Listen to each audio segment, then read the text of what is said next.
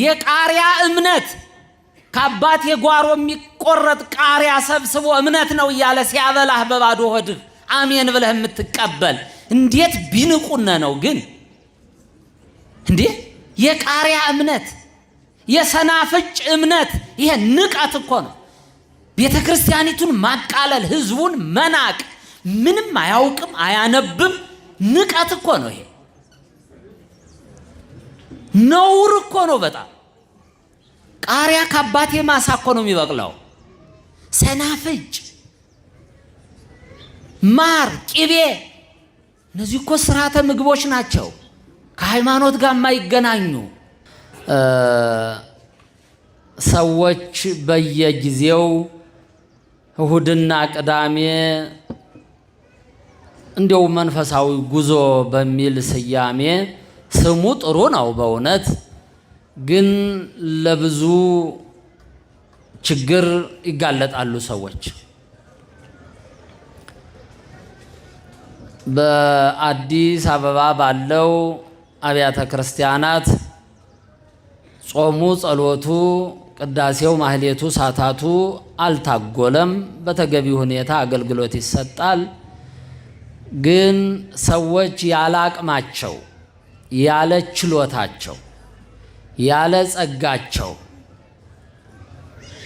ከትዳራቸው መሃል ብድግ ይሉና ሱባኤ ልንገባ ነው እያሉ ገዳም ይሄዳሉ።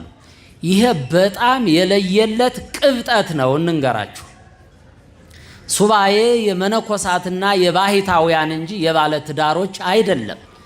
የለየለት ቅብጠት፣ የለየለት ጥጋብ ጭምር ነው። በሆነ ፕሮግራም አድርጎ ባለቤትንም ልጆችንም ይዞ ነገሮች ሲመቻቹ ገዳማትን ተሳልሞ መምጣት በረከት ነው። ከዛ ውጭ ግን ቅብጠታችሁ ማለቂያ ስለሌለው አንዲት ባለትዳር ባለቤቷንና ልጆቿን ትተውና ሱባኤ ልገባ ነው ብላ ገዳም ትሄዳለች። አንድ አባውራም ሚስቱንና ልጆቹን ይተውና ሱባኤ ልገባ ነው ብሎ ገዳም ይሄዳል። ግርም የሚል ጉድ እኮ ነው። እንደዚህ ያለ በራስ ምኞት በራስ ፍላጎት የምታደርጉት ነገር ይቅርባችሁ። አንደኛ ለነጋዴዎች ትጋለጣላችሁ፣ ገንዘባችሁን ትበላላችሁ። ሁለተኛ የጤና ቀውስ ይገጥማችኋል። ሶስተኛ ትዳራችሁ ላይም ችግር ይመጣል። ችግር ይመጣል።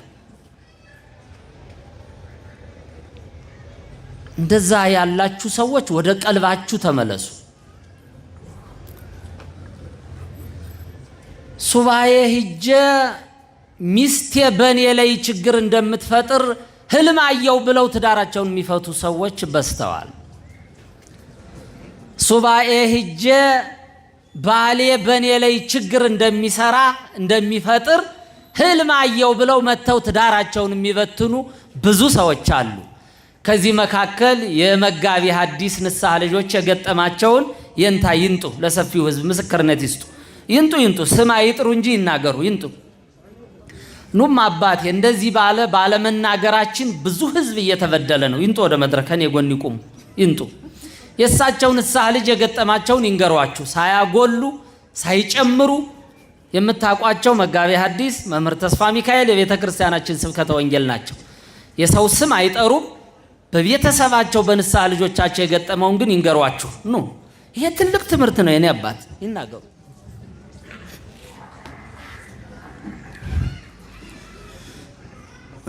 እንደምን አደራችሁ?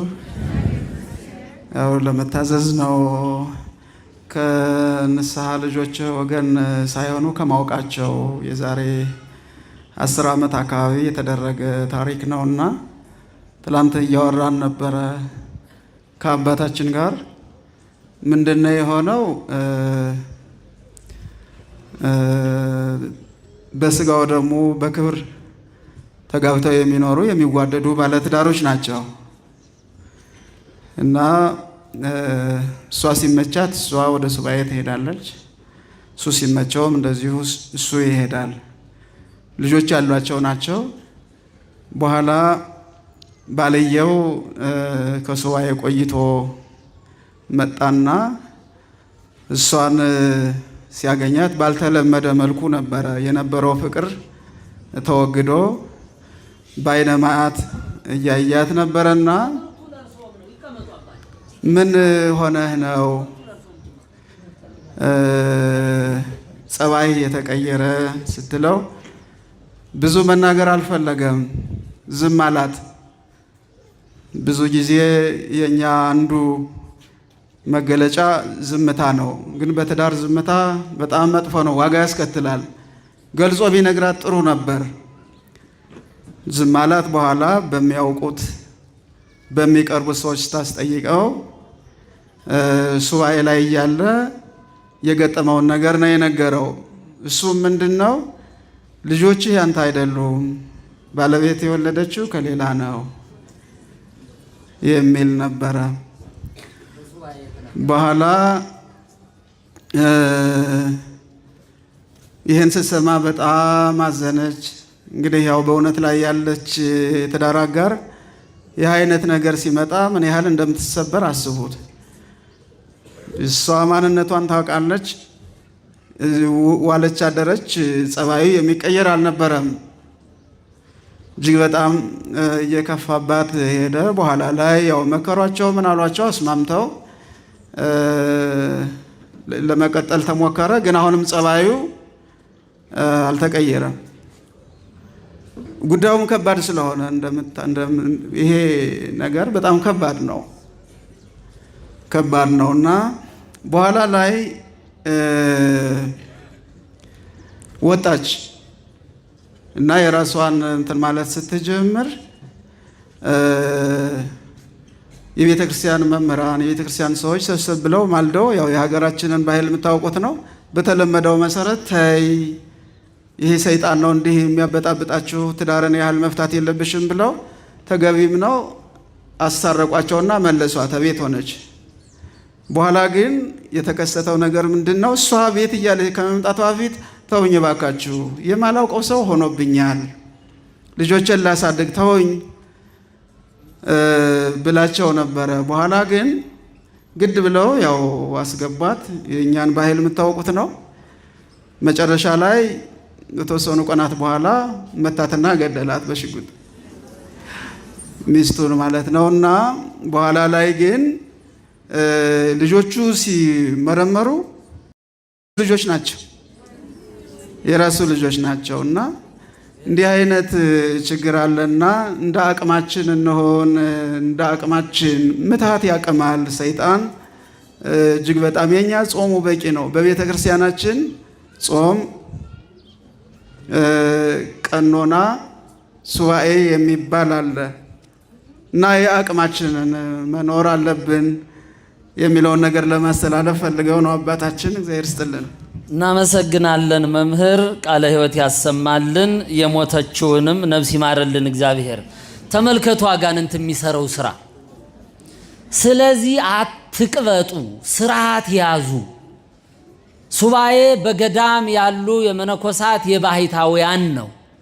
እናንተ ስራችሁን ስሩ፣ ትዳራችሁን በአግባቡ ምሩ፣ አስራት በኩራት አውጡ። ይሄ ነው የምእመናን ድርሻ። ምእመናን ዘላችሁ ባሕታዊ መሆን ትፈልጋላችሁ። ባሕታውያኑ ደግሞ ወደ ከተማ ይመጣሉ፣ እናንተ ደግሞ ወደ ገዳም ትሄዳላችሁ። እንዲህ ያለ ዝብርቅርቅ ያለ ጥጋብ ይቅርባችሁ። አትንቀዥቀዡ። ተረጋግታችሁ ቤተ ክርስቲያን ሳሙ፣ ስጋ ወደሙ ተቀበሉ፣ ለልጆቻችሁ መልካም ወላጆች ሁኑ። ከዚህ ያለፈ ነገር ስንት ሰዎች ናቸው በጤናቸው ሱባኤ ብለው ሄደው ታመው የመጡ የሉ። ሁለተኛ ሚዲያው ሰላማዊውንና መንፈሳዊውን አገልግሎት ተደራሽ ለማድረግ ሚዲያው ጥሩ ነው። ከዛ ውጭ ግን በክፉዎች እጅ ሲገባ ሚዲያው እዚህ ቦታ ውሸታቸውን ጸበል ፈለቀ ተንጋግቶ መሄድ፣ እዚህ ቦታ መስቀል ከሰማይ ወረደ ተንጋግቶ መሄድ፣ እዚህ ቦታ ታቦት ቆመ ተንጋግቶ መሄድ። ምልክት ፈላጊ ትውልድ የት ልደርሱ ነው? እንደዛ አይደለም። በያላችሁበት አጥቢያ ተረጋግታችሁ ጸንታችሁ ቁሙ። ለነጋዴዎች አትጋለጡ። ነጋዴዎች የመጀመሪያ ገንዘባችሁን ይቀሟችኋል፣ ከዛ ጤናችሁን ያሳጧችኋል፣ እዛ ትዳራችሁንም ያፋቷችኋል።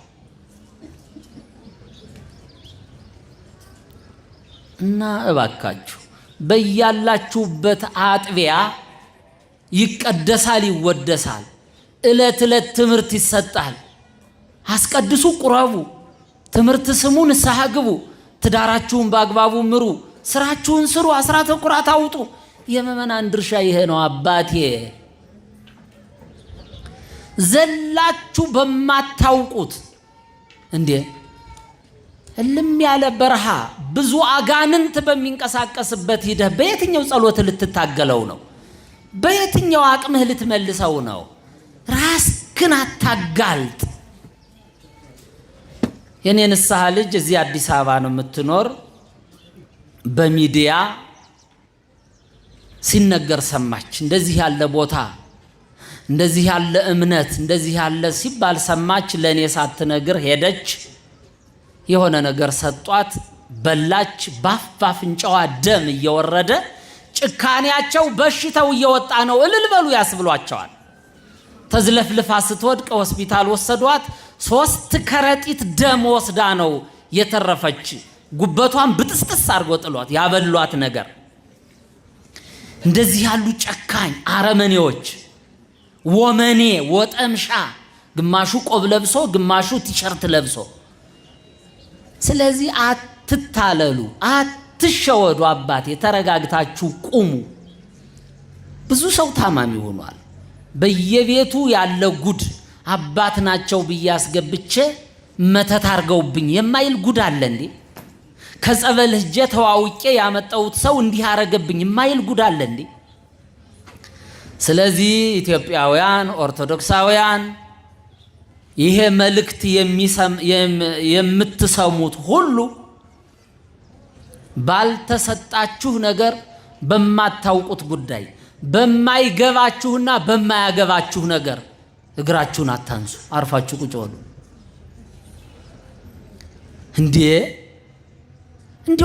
እንዴት ቢንቁነ ነው ግን የቃሪያ እምነት ከአባቴ ጓሮ የሚቆረጥ ቃሪያ ሰብስቦ እምነት ነው እያለ ሲያበላህ በባዶ ሆድህ አሜን ብለህ የምትቀበል እንዴት ቢንቁነ ነው ግን?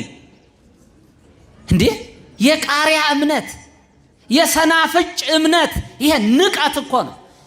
ቤተ ክርስቲያኒቱን ማቃለል፣ ህዝቡን መናቅ፣ ምንም አያውቅም አያነብም፣ ንቀት እኮ ነው። ይሄ ነውር እኮ ነው በጣም። ቃሪያ ከአባቴ ማሳ እኮ ነው የሚበቅለው። ሰናፍጭ፣ ማር፣ ቂቤ፣ እነዚህ እኮ ስርዓተ ምግቦች ናቸው፣ ከሃይማኖት ጋር የማይገናኙ እምነት እያሉ ሲሰጡ። ዳቦ እንዲህ አርገው ይከምሩና መስቀል መሃል ላይ አርገው እግዚኦ እያሉ ይዞራሉ። ደግሞ ይሄ ሁሉ ማታለያ፣ የህዝቡን ስነ ልቦና ቶርች ማድረጊያ። አስቀድሰህ የተቀደሰበትን ጸበል የታጠነበትን ማይጠንት ተቀብተህ ቤትህን አትገባም። እምነት ካለህ አትድንም። ለዛ ነው ብዙ ሰዎች 6 ወር፣ ዓመት፣ 5 ዓመት ጸበል ይቀመጣሉ፣ አይድኑም። ጸበል ቀድተው ዘው ይመጡና ሰፈር ውስጥ ለታመመ ሰው ይሰጡታል፣ ይድናል ሰፈር ውስጥ ያለው ሰው። እና ይሄ ትልቅ ንቀት ነው። ለኦርቶዶክሳውያን ትልቅ ንቀት ነው። ለቤተ ክርስቲያን ትልቅ ማዋረድ ነው። ከስርዓት የወጣ ያፈነገጠ። በባዶ ሆድ አይደለም ቃሪያ ከእንጀራ ጋር ተበልቶም ጨጓራሚያም ይመስለኛል፣ ያቃጥላል። እና አክሱም ጽዮን እንደዛ አይደለችም፣ ደብረ ዳሞ እንደዛ አይደለም፣ ደብረ ሊባኖስ እንደዛ አይደለም፣ ዝቋላም እንደዛ አይደለም። እነዚህን ጉደኞች ከየት ነው ያመጣብን እግዚአብሔር? አትጋለጡ፣ ራሳችሁን ጠብቁ። ከእግዚአብሔርም ከሰውም ሳትሆኑ ትቀራላችሁ። ይሄ ባለ ትዳር በትዳሩ ቢኖር ምን ነበረበት? ሱባኤ ልገባ ነው ብሎ ሄደ በየተራ። እሷም ትሄዳለች፣ እሱም ይሄዳል። አጋንንት ተገለጠለት። ሚስትህ የወለደቻቸው ካንተ አይደለም ነው ያለው። እንደመጣ ሚስቱን ምን እንዳላት መምህር ነግረዋችኋል። እየነገረቻቸው ተውኝ፣ ይሄ ሰው ተቀይሮብኛል ይቅርብኝ እያለች ነው ገልግለው አስገብተው በጥይት ገደላት። የሱባኤው ውጤት እንግዲህ ይሄ ነው የሆነው። ያለ አቅማችሁ ያለ ችሎታችሁ እንደዛ ያለ ፈተና ውስጥ አትጋለጡ። በልክና በስርዓቱ ኑሩ። አንድ ምእመን በአግባቡ ከጾመ በአግባቡ ከጸለየ ንስሐ ከገባ ስጋ ወደሙ ከተቀበለ አስራት በኩራት ካወጣ ጨረሰ ትእዛዙን። ግዴታው ይሄ እኮ ነው እንዴ! ጉድ እኮ ነው። ይሄ እኮ ነው የምእመናን ተልኮ፣ ትእዛዝ፣ ግዴታችሁ ይሄ እኮ ነው። ከዚህ ያለፉ ነገሮች ከባድ ናቸው። በተለይ ወጣቶችም አትንቀዥቀዡ። ትምህርታችሁን ተማሩ፣ ወላጆቻችሁን አክብሩ፣ ስራችሁን ስሩ። በየአጥቢያችሁ ተረጋግታችሁ ተቀመጡ። ወጣት ብድግ ብላ የ15 ዓመት የ20 ዓመት ወጣት ሱባኤ ልገባ ነው ብላ ነጠላዋን እዛ ትሄዳለች። አንድ ወጣት ብድግ ብሎ ሱባኤ ልገባ ነው ብሎ ሄዳ ምኑን ነው የሚገባው እንዴ? ስለዚህ ባካችሁ ኢትዮጵያውያን ይህ መልእክት የሚደርሳችሁ የምትሰሙ ሁሉ በአግባቡና በልክ በስርዓት ኑሩ። ባህታውያኑ ጥርግ ብለው ከተማ ገብተዋል። ምእመኑ ጥርግ ብሎ ገዳም ሄዷል። ስለዚህ እንደሱ አይደለም። የካህናትን ድርሻ ለካህናት ትታችሁ የምእመንነታችሁን ድርሻ እናንተ በአግባቡ ተወጡ። እንዴ ቤት ይቁጠረው። በሱባኤ ስም ወጥተው የቀሩ ስንት ምእመናን አሉ። በጸበል ስም ሄደው በየቦታው የሞቱ ስንት ምእመናን አሉ። የሉ ያውም በቁጥር በብዛት 20 30 50 ሰዎች አልሞቱ። አተት የሚባል በሽታ ወደሚጠመቁበት ቦታ ተጥረግርጎ ገብቶ ብዙ የዋህ ንጹሃን አላለቁም። ጨካኝ ካህናት ደግሞ አስከሬኑንም አንሰጣችሁ ጽድቅ ነው እዚህ ተቀበሩ ይሏቸዋል። እንዴት እንደሚቀልዱባቸው! ለምእመናን ይሄ ይገባል። ለነዚህ ንጹሃን የዋህ ምእመናን ይሄ ይገባል። በሄዱበት የቀሩ ልጆቻቸው የተበተኑ አረጋውያን ወላጆቻቸው ደጋፊ አልባ የቀሩ በየቤቱ ስንት ቁስል አለ። በክፉ ቀሳውስት፣ በጨካኝ መነኮሳት፣ በክፉ ጠንቋዮች። ለዚህ የዋህ ምእመን ይሄ ይገባዋል? አይገባው። አስራት በኩራቱን አንጣ ሲባል ጤፉን ስንዴውን ጭኖ የሚያመጣ በግና ፍየሉን ጎትቶ አምጥቶ አርዶ የሚያበላ ለካህናቱ ልብስና ጉርስ የሚሆን ምእመን ይህን ያህል ጭካኔ አይገባውም ነበር። የሚደንቀኝና የሚያሳዝነኝ ደግሞ ሁላችንም ዝም ማለታችን ደግሞ ከላይ እስከታች ድረስ በህዝቡ ላይ ይሄ ሁሉ ቀልድ ሲቀለድ፣ ይሄ ሁሉ ሴራ ሲተበተብ ዝም ሁላችንም እናዝናለን። በቅርቡ ጊዜ ቡራኪያቸው ይድረሰንና ብፁዕ አቡነ ቀሌምንጦስ የሚመሩት የሰሜን ሸዋ ደብረ ብርሃን ሀገረ ስብከት መግለጫ አውጥቶ ነበር። በቅርብ ጊዜ የሚሰማው ካገኘ ተገቢ ያልሆኑ እንቅስቃሴዎችን ለመገደብ በብፁዕነታቸው የሚመራው ሀገረ ስብከት ጥብቅ መመሪያ አስተላልፏል። በቅርብ ጊዜ አይቻለው። እናመሰግናለን። የብፁዕነታቸው ቡራኬ ይድረሰን። ግን አትሰሙም እናንተ። አሁንም ችግሩ እንደቀጠለ እንደሆነ ነው የምንረዳው። እና እባካችሁ በዚህ በሰለጠነው ዘመን መጻሕፍቶች ተተርጉመዋል። በልዩ ልዩ ቋንቋ መጽሐፍ ቅዱስም ተብራርቷል። የቤተ ክርስቲያኒቱን ትምህርት እወቁት። በሚዲያ ያለ ማፊያ ያለ ወመኔ አባቶችን ሲሳደብላችሁ ደስ ይላችኋል። ኧረ እንደሱ አይደለም። አባትና ልጅ ተለያይቶ ምን ሊፈጠር?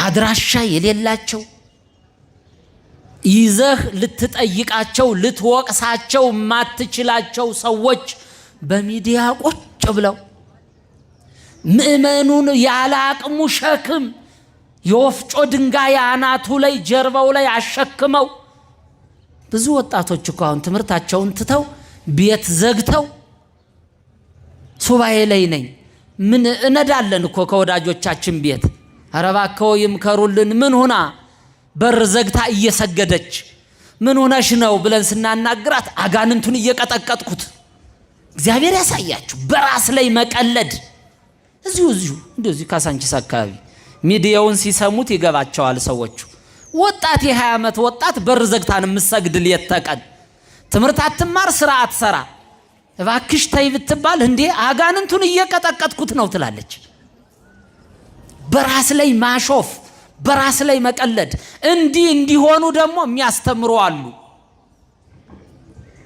እኛ ደግሞ ይሄ ተገቢ አይደለም ስንል እኛን ደግሞ መልሰው ሰድበው ሲነግሯቸው አቤት ቄስ ምን ቄስ አለ በዚህ ዘመን ይሏቸዋል አዎ ይላሉ እነሱም ደግሞ እንዲህ አርገው ህይወታቸውን ምስቅልቅል አርገው ብላሽ ከንቱ አድርገዋቸዋል እቺ ልጅ አሁን ለትዳር ነው የምትሆን ለስራ ነው ዝግጁ የምትሆን ለምን ነው የምትሆን በር ዘግታ ሁሌ ነው ስትሰግድ የምትውለው አጋንንቱን እየቀጠቀጥኩት ነው 400 ሰግጃለሁ 1000 ደርሻለሁ የት አባቱ እያለች ትፎክራለች በራሷ ላይ እየቀለደች እባካችሁ ይህን ንጹህ ቅዱስ የዋህ ሕዝብ እንደዚህ ያለ መከራ አትጫኑበት እናንተ ክፉ አገልጋዮች እናንተ ሐሰተኛ አስተማሪዎች በተደበቀ ጓዳ በዩቲዩብ ተደብቃችሁ አድራሻችሁን ሰውራችሁ ሊቃነ ጳጳሳትን የምትሳደቡ አገልጋይ ካህናትን የምታሸማቅቁ ክፉውን ሐሳባችሁን በደጉ ሕዝብ ላይ አትጫኑበት ለነሱ ምቹ የሆናችሁ እናንተ ስለምትሰሟቸው ነው ባጥቢያችሁ ያለችው ቤተክርስቲያን የምታስተላልፈው ትምህርት አንድ ነው ስራችሁን ስሩ አስራት በኩራት አውጡ ጾሙ ጸልዩ ንስሐ ግቡ ስጋ ወደሙ ተቀበሉ አበቃ የምእመናን ትምህርት ይሄ ነው እግዚአብሔር ከሁላችን ጋር ይሁን